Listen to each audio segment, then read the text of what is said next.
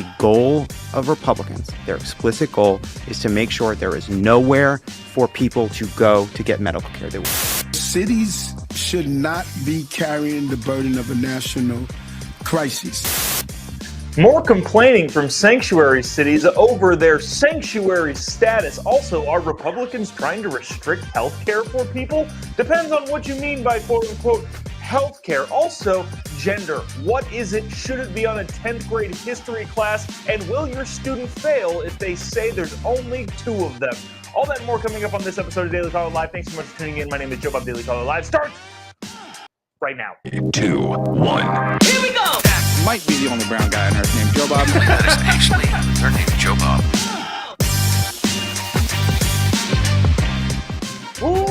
Live from the dingy bunker that is completely and totally and utterly cut off from the outside world, except for you fine folks. My name is Jobob. Thanks so much for tuning in to Daily Caller Live. On today, it is Wednesday, December 13th, the year of our Lord 2023.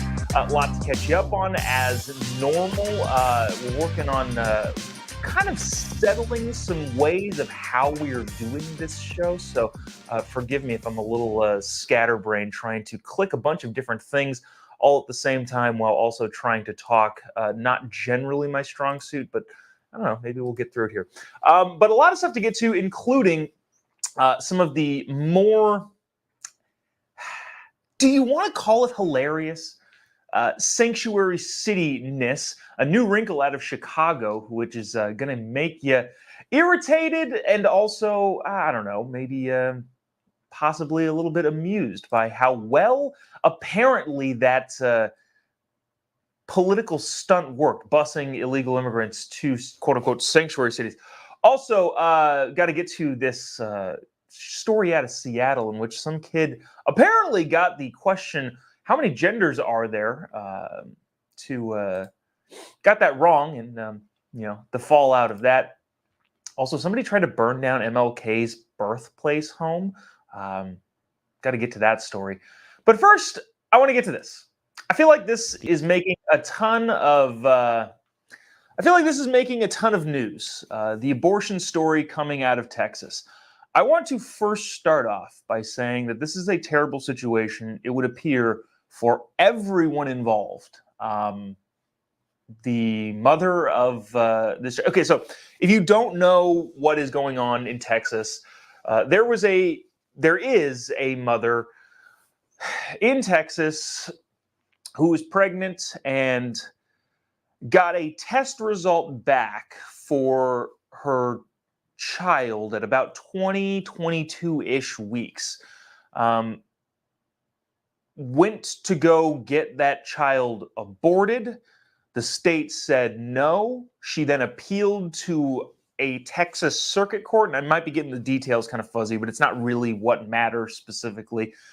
Then that court said, yes, you can get this fetus aborted as it is a danger, or the rationale is that it's a danger to the baby and the mother's life. And then the Texas Supreme Court overruled that court and said, no, this goes against the Texas law and the Texas Constitution, and therefore you cannot. Now, should go without saying, if you don't know this story already, incredibly sad. This mom thinks that or I don't want to say thinks because I don't want to, the information that this mom has that is justified her decision in her own head is that her child will be born and has a fatal disease or disorder that makes sense to her that she should abort the child. Or some people that would be more aggressive in the verbiage say kill the child. Now, here's the issue. It has now become a national story, and a bunch of your especially big-time, quote-unquote, pro-choice people, and I use those in air quotes because that's just the nice, floofy way, in my opinion, of saying we get to kill babies, which I am not a proponent of. But of the people that call themselves, quote-unquote, pro-choice, they are taking this story and blowing it up to extreme proportions, saying that Texas is trying to rule over women's bodies, and why can this mother not get the quote-unquote medical care that she needs. The opening clip will replay that particular segment. It's from Pod Save America, which I think is one of the only lefty podcasts.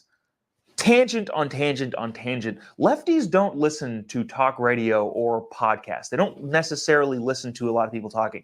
If you look at the scope of shows, podcasts, talk radio, all that sort of stuff, there's like Pod Save America and like NPR. That's the lefty faction. On the righty faction, there are literally thousands of people talking. And for some reason, there's a bigger market for conservatives / freedom lovers wanting to listen to other freedom lovers espouse logic and reason in talking format than there is on the lefty side. Weird when you think about it. But anyways, one of the biggest podcasts on the lefty side of the aisle,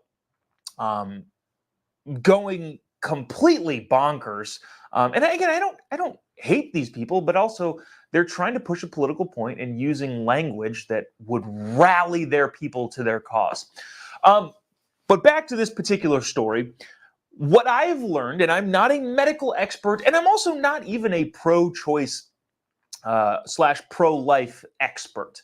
In that whole abortion debate, I have my own beliefs. I know what I think about the situation. I also understand all of the polling around what America thinks regarding what stage a woman can have a pregnancy terminated.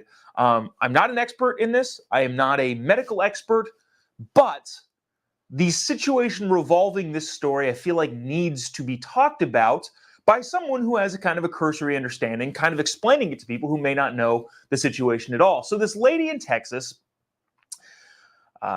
is told that her child has what is called trisomy, and I might be mispronouncing this incorrectly, trisomy 18. Now, according to, I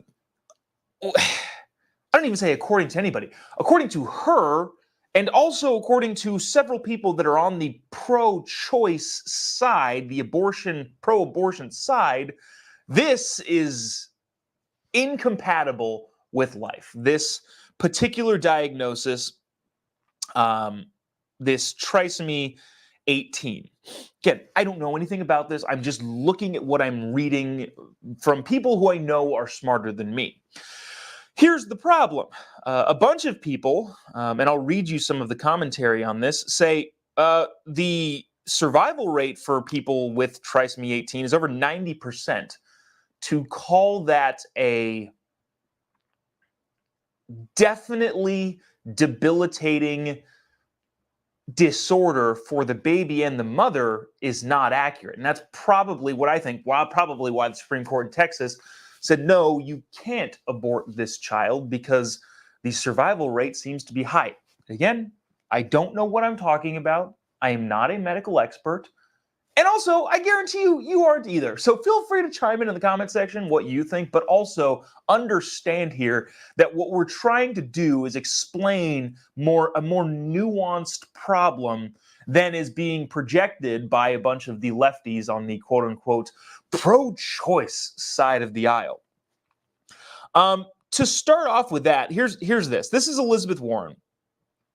Just so you can get an idea of how lefties are taking this as just everything face value.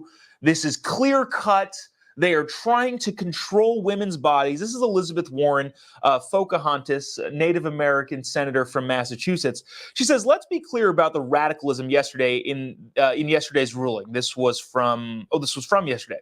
The Texas Supreme Court held that a woman couldn't end a pregnancy when a fetus has a fatal condition, even if it would endanger her life or her chance to get pregnant again.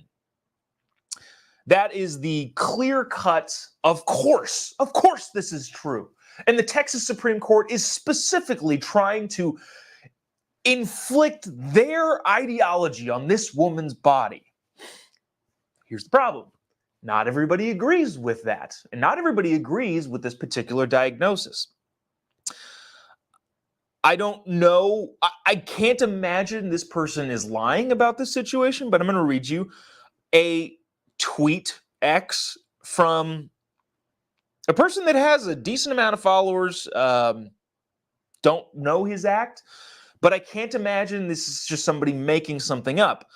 This guy Frank Fleming says this: when a blood test said our daughter had trisomy 13, so not the 18, which again I don't know what the difference of that is. A condition where something like 80% don't live through the first year. We never thought about dismembering her in the womb. Are we weird? Killing someone you decide is inconvenient, I guess, is a solution to a lot of problems, but, and this may seem like my religious extremist talking, it's wrong. He said, I mentally prepared for the idea that I'd have a child who would need a lot of care and most likely wouldn't live very long. Would that get in the way of more important things? No. What in the world is more important than your child's life? So obviously he has perspective. He said they got a blood test back and the diagnosis was their kid had this, in which he says himself, a condition where 80% of people don't live through the first year. Here's where it gets interesting. He says, ends up the blood test was wrong. She's 8 now. We skipped the blood test for our second child, found out at birth he has Down syndrome, but we wouldn't have murdered him if we knew beforehand. He goes on to tweet here, kind of in that thread, but the bottom line is he's saying, well, tests were wrong. Our kid's healthy and fine now. And I would imagine that this mom in Texas, who again, I find it difficult to make any hard distinctions one way or the other on a particular individual. And what I more want to comment on is the situation that is currently playing out on a national stage of this is exactly this, when it seems pretty clear there's a lot of nuance that's missing. Shocker, probably. Nuance is missing from a heated political argument on the national stage. Somebody else said this, and again, I'm just reading what is out there, trying to thwart the opinion that this is clear cut and the Texas Supreme Court is clearly and obviously wrong.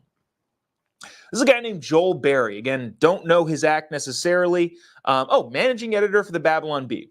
In a more serious post, he says this: with care, survival rate for kids with trisomy 18, which is what this lady's child's diagnosis is over 90%.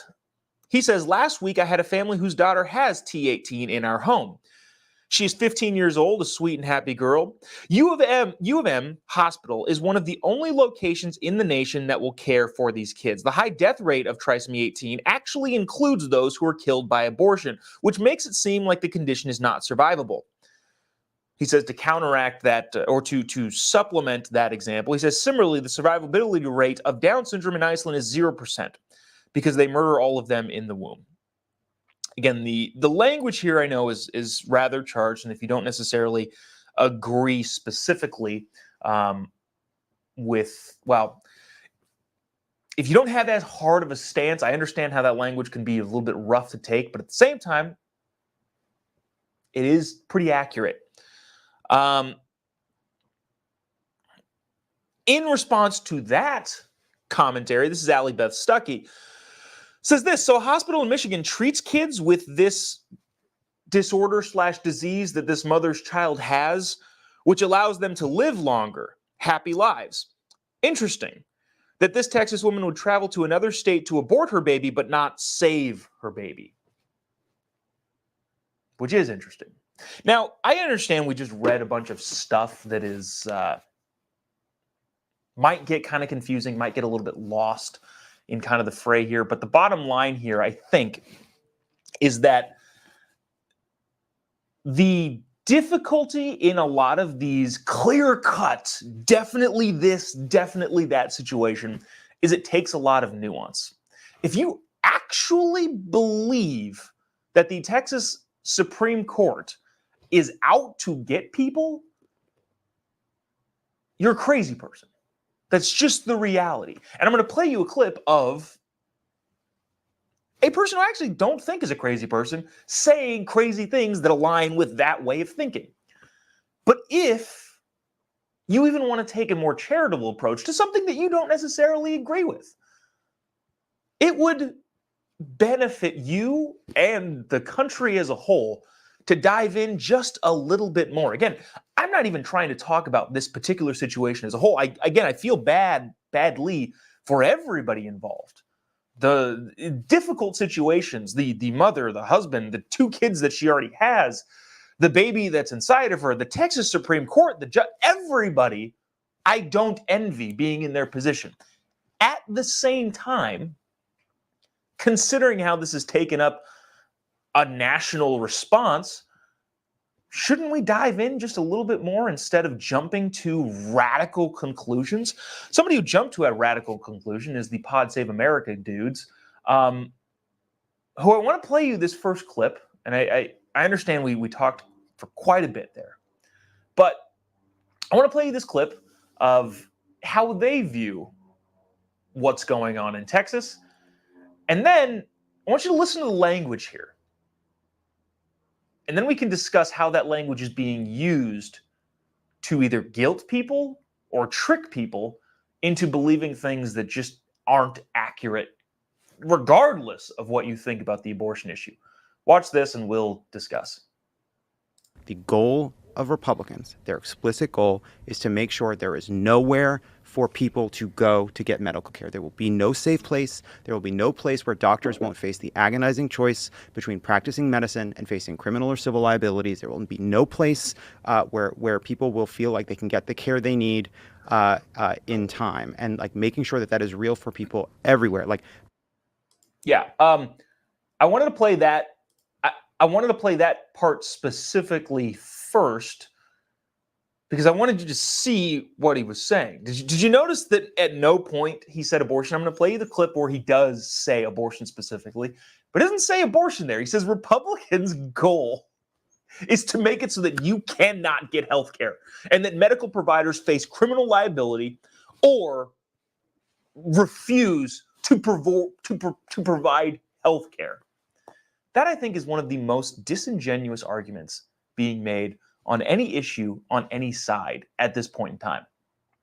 And it's also, again, I hate to make light of a tough situation, but it's also hilarious. It's hilariously stupid. Women in this country cannot get health care. How could it be that women in the United States of America are denied health care? As if all health care is encompassed in abortions and whether or not you can get it. Look, if my wife sprains her ankle in a red state, are you effectively saying, well, she can't get health care in this particular state? They've outlawed women's health care. No. What you're doing is attaching a word that everybody has positive feelings towards, healthcare, not necessarily the healthcare system, but people having, quote unquote, the right to healthcare. You're attaching that word and that thinking that people have around healthcare to a specific argument that you're trying to make. So to say that Republicans are trying to make it so that nobody can get healthcare is either disingenuous and evil or effing stupid. And I don't believe John Lovett is an effing stupid person. I disagree with him on probably most things. And the whole group over there at Pod Save America, I would love to chat if they were ever willing. And again, I don't want to belittle them as people, but at the same time, what that comes with is me believing you're smart enough to know better. This last clip is attached to that clip where he finally does say abortion. But again, notice that whole first part of it, he never actually said it. He just kept using the word healthcare, and Republicans are trying to make it criminal to provide healthcare, which is comical. If you have an appendicitis and you're a woman in a red state, good luck, because according to Pod Save America, you can't get healthcare. This is the last part of that.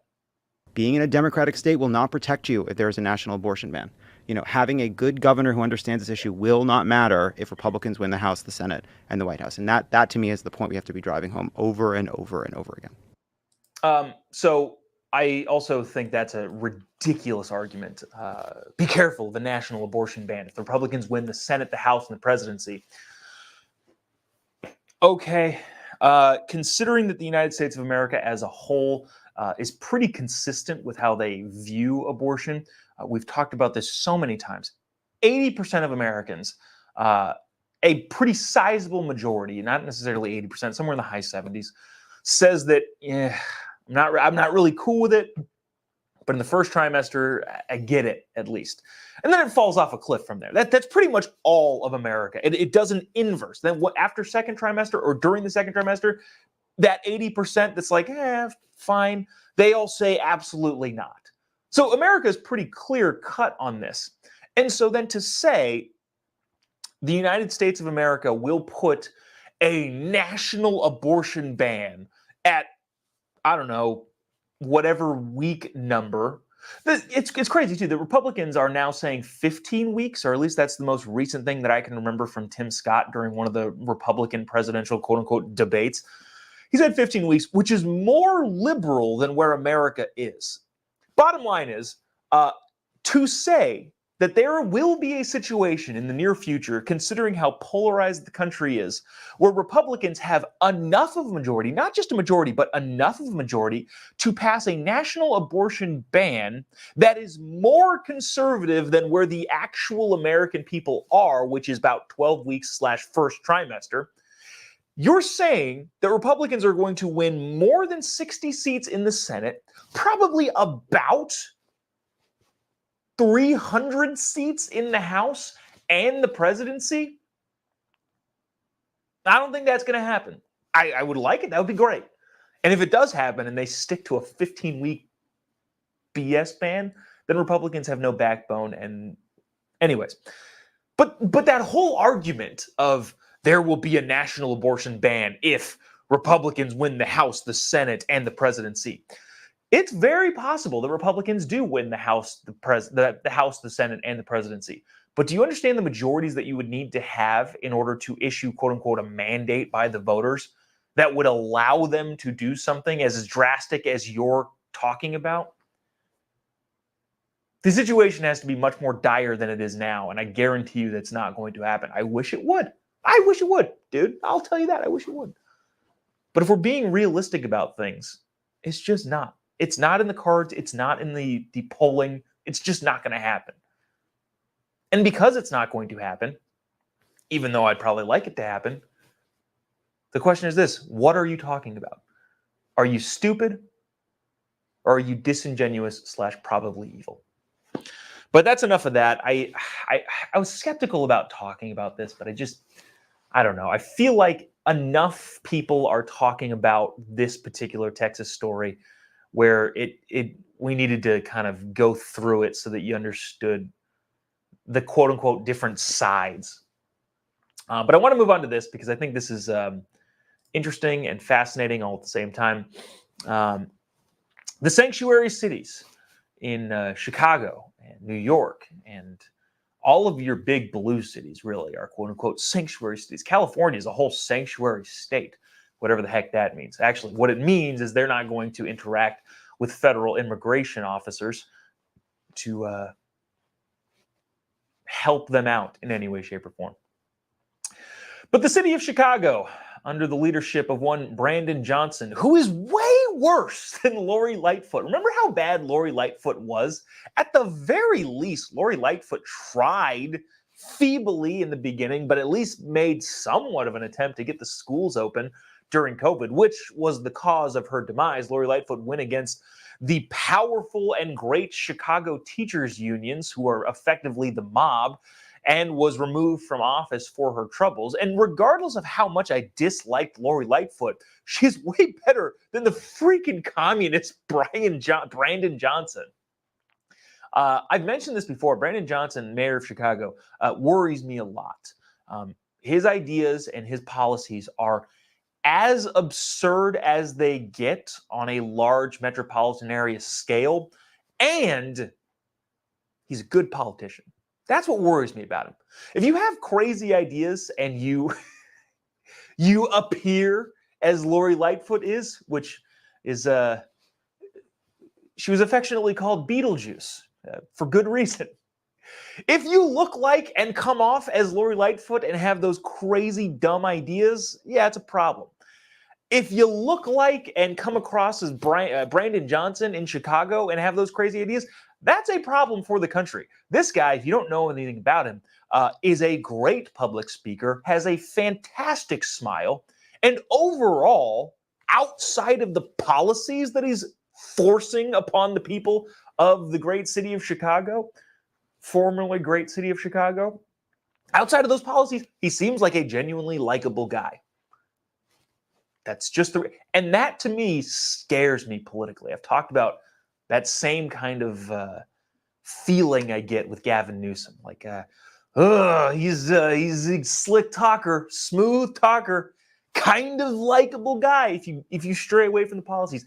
That's the problem I see with Brandon Johnson in Chicago, is that outside of the insanely bad ideas, he seems to be a good-looking guy with a great political smile and an overall sense of kind of your everyday dude. Anyways, aside from that, something is interesting that's going on in the city of Chicago. Brandon Johnson, the Chicago mayor, is now suing the bus companies because that's apparently the only person he can sue. He's suing the bus companies that are being hired by the border states' governors to bus people up to the Chicago area.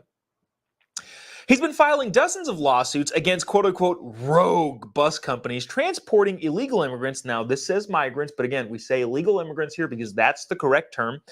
Illegal immigrants from the southern border. In an effort to show the seriousness of the illegal immigrant crisis, Republican governors have sent buses of illegal immigrants to Democrat-controlled states and sanctuary cities.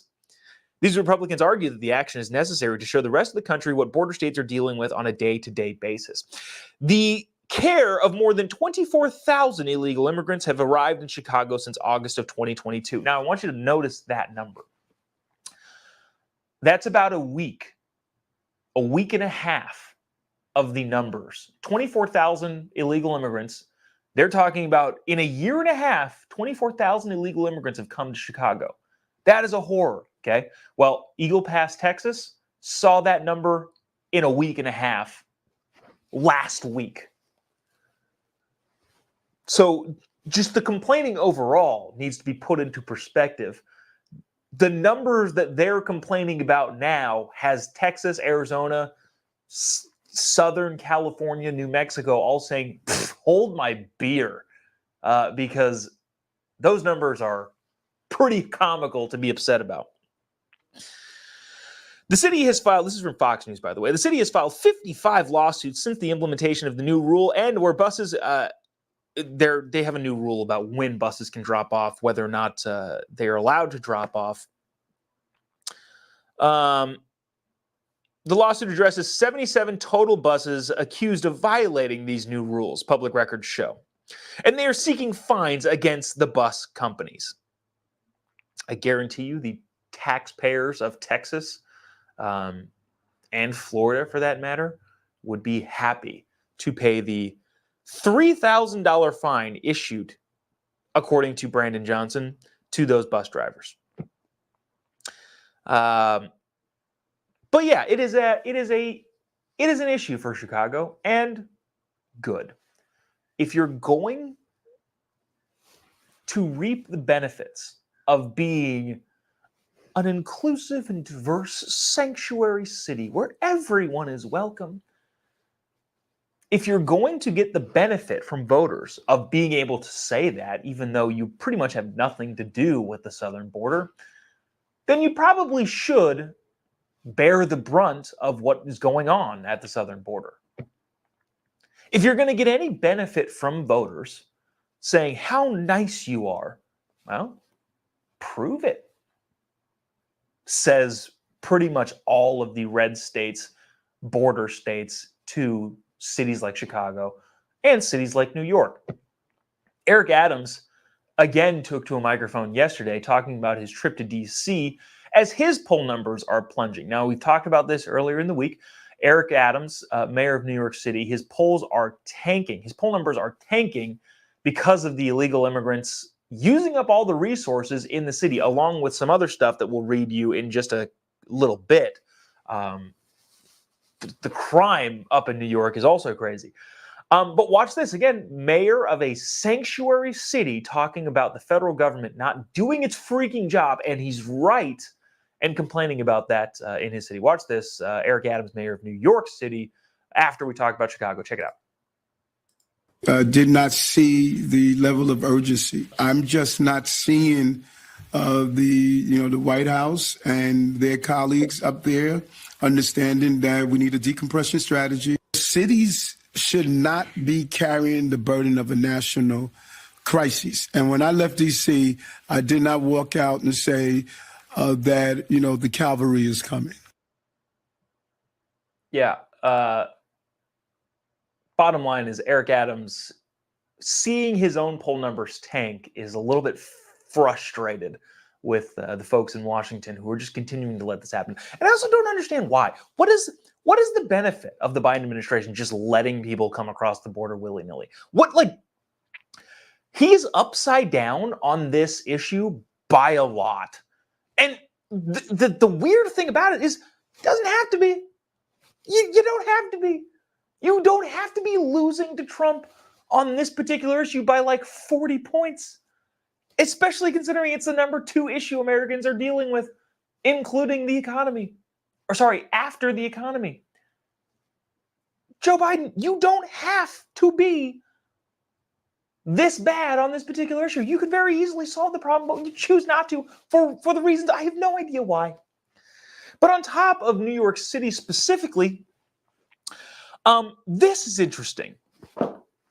The type of people that are coming to New York City, let's just say this, owe a debt to the criminal enterprises that got them across the border. Remember, the drug cartels are, yes, still drug cartels, but also now human trafficking operations.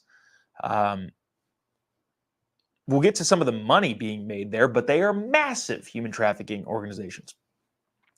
Get this, officials in Long Island, New York said that organized gangs are making their way through the United States-Mexico border on President Joe Biden's watch and exacerbating the crime in many of the American communities. During the Homeland Housing Subcommittee, yada, yada, yada. Yeah, Nassau County Executive Bruce Blakeman said,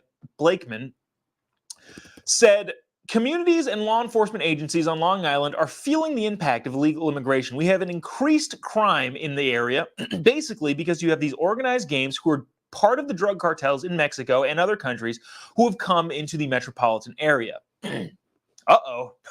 That's also not going to help Eric Adams' poll numbers. Figures from 2021 show that the cartels earned a record $13 billion from human smuggling and trafficking alone. In 2022, cartels earned another $13 billion from such smuggling. Compare those profits to 2018 when the cartels made $500 million off of illegal immigration in the U.S. So in just 3 years, the cartel's profits of smuggling people into the country went from $500 million to $13 billion, which is 26 times the money they made in just 3 years. How is that possible? Interesting. Should be noted that I think it was Forbes, it might have been the Wall Street Journal, that made sure that people know now that, the Mexican drug cartels are now the 5th largest employer in Mexico, which is a weird thing to say. Do you call a drug kingpin your employer? I had to talk to my employer about that. Who's your employer? El Chapo. Whoa. I wonder what their employee retention program is like. What do you think their HR is like over there in the 5th biggest employer in Mexico? Probably not great. Probably not good HR services there. I want to move on to this because I feel like this is interesting. What the heck? Why is there music on top of that? Anyways, defund government schools. This is an entirely different topic, but also probably equally as important, especially because this one considers kids.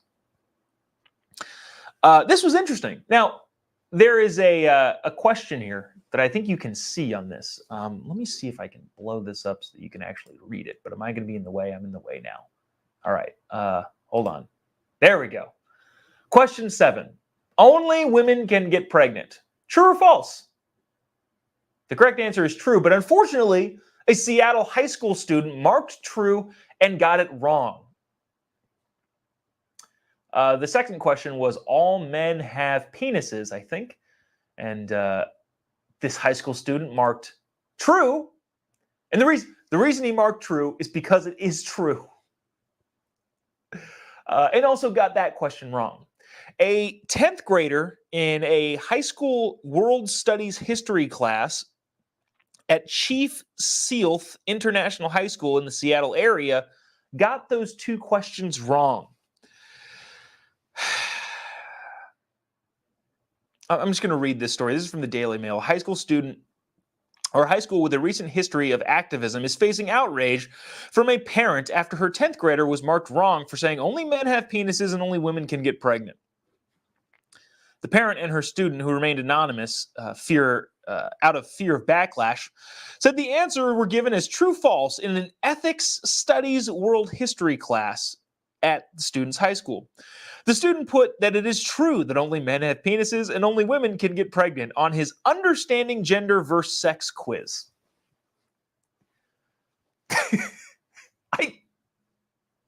I guess, I don't know. This is a great comment. Happened to look up at the right time. Jan says, how many students were right? Quote unquote, right.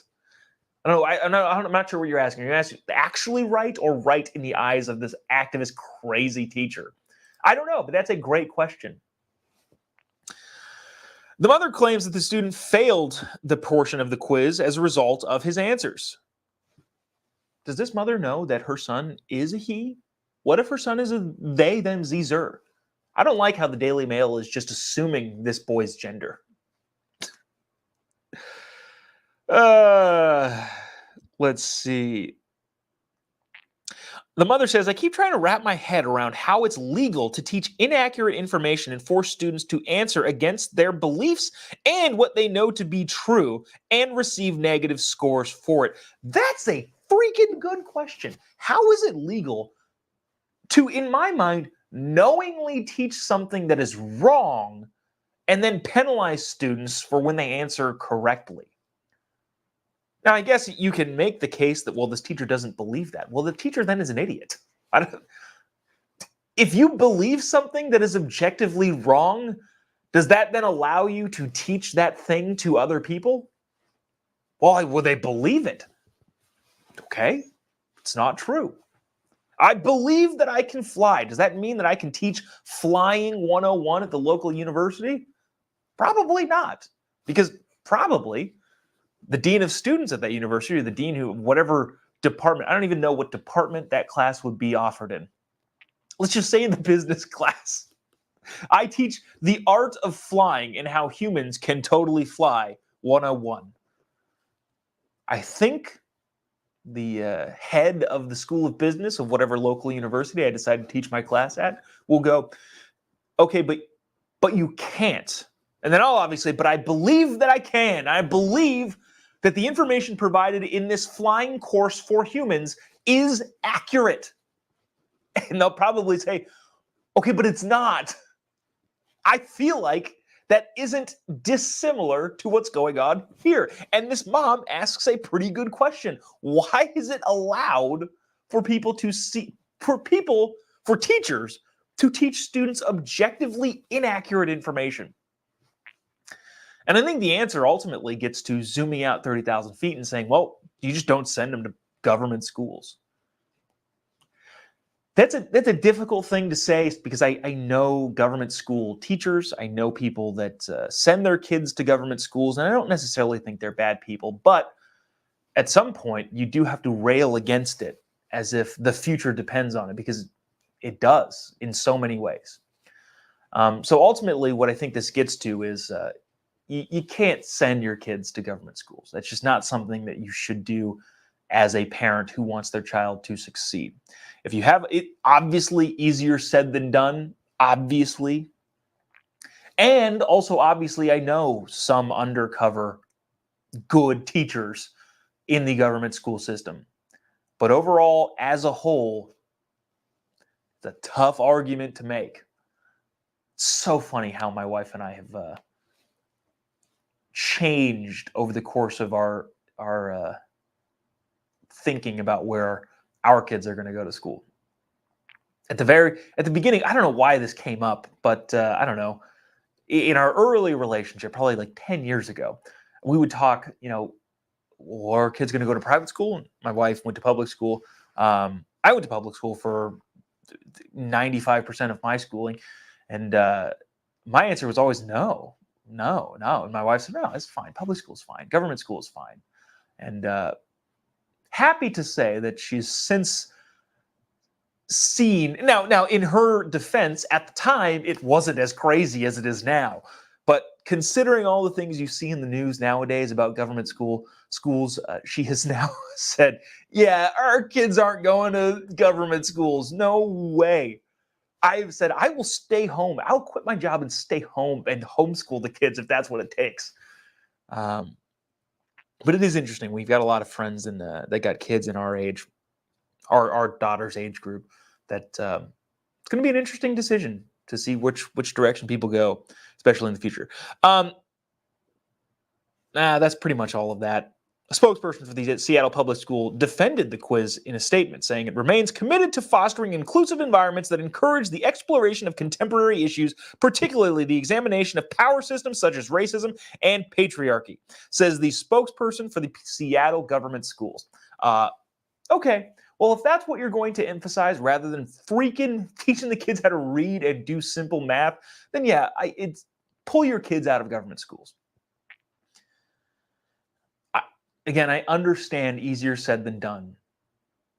But if you have one priority, it would be to, I don't know, don't go on vacation and use that money to send your kid to a private school. Don't eat out as much. Don't do X, Y, Z. Geez, live in a different area if you have to. Just do not send your kids to a government school, specifically in a hyper-metropolitan area. I guarantee you there are probably great public schools in small town America, and that's obviously a decision basis. But if you live in a major metropolitan area, do not do that to your kids.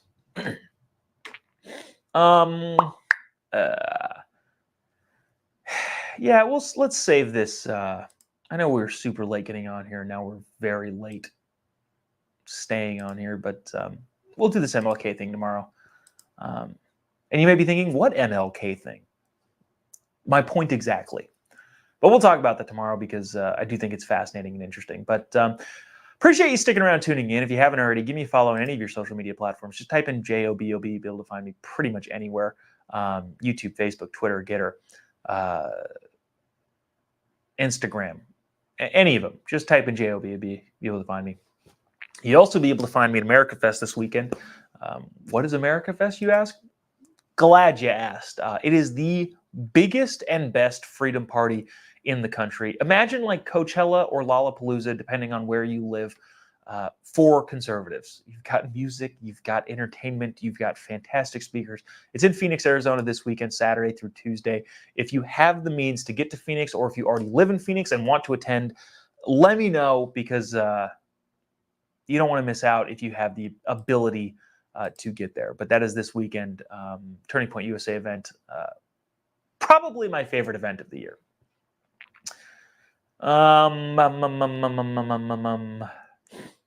Dang it, you guys, what? Okay, I just said you probably haven't heard of this MLK story. I'm talking about the people who aren't super aware of the news. I realize there are several of you that watch this that are just up to date. Ryan being one of them. He says, the black lady that tried to light MLK's childhood house on fire, ? Yes, you got it. But I think you're the cream of the crop when it comes to people paying attention to things that are going on. I think the average person didn't see that story because the mainstream media didn't cover that story. And so we will, but tomorrow, even though we planned on doing it today. But yes,